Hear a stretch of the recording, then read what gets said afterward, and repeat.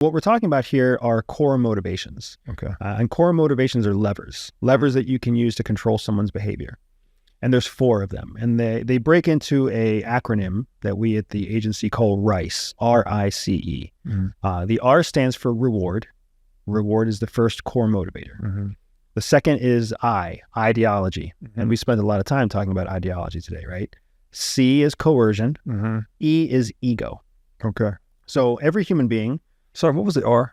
The R was reward. Reward, okay. Yeah. So every human being, and we define human beings at the agency as anybody with a neurotypical brain. Okay. Right. So somebody who's on the autistic spectrum is still a human being, but we may not be calling them average or typical, right? We'd be talking about them as on the spectrum versus a typical human being, right?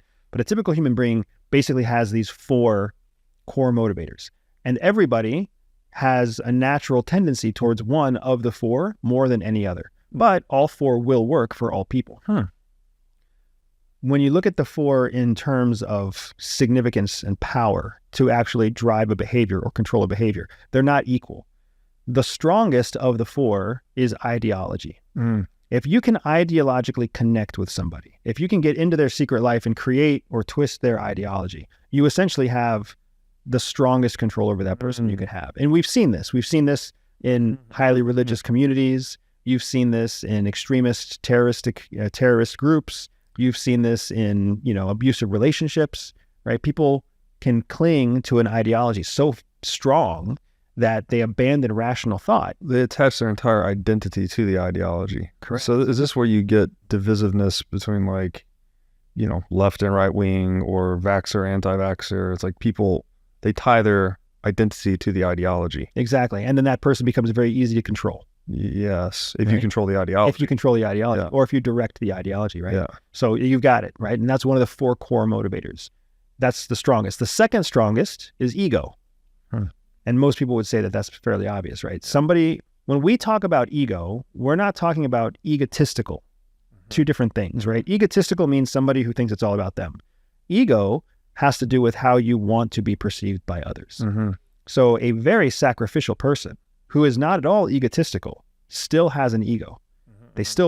They actively make the sacrifices that they make publicly because they want to be seen as a sacrificial person.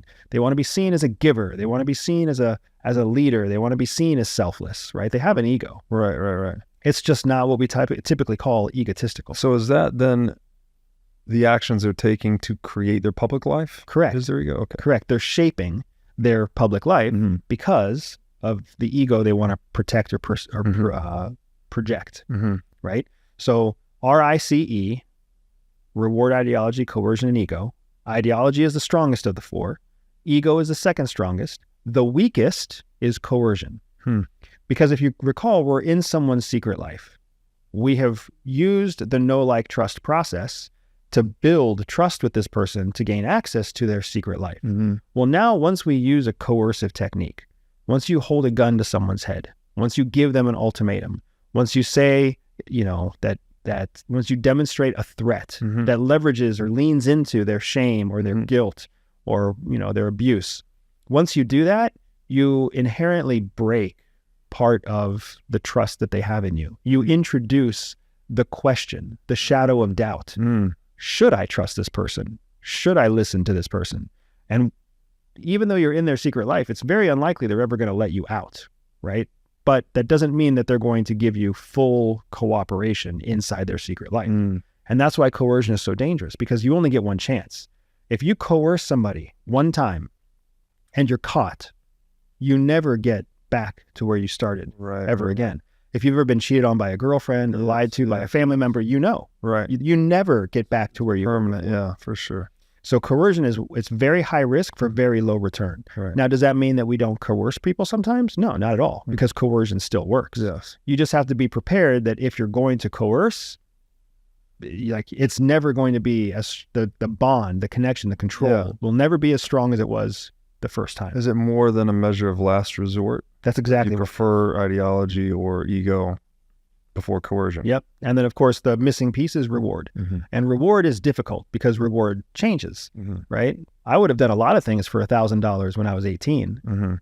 I wouldn't do much for $1,000 right now, right? And the rewards change. A week of vacation paid in Tahiti sounded nice then.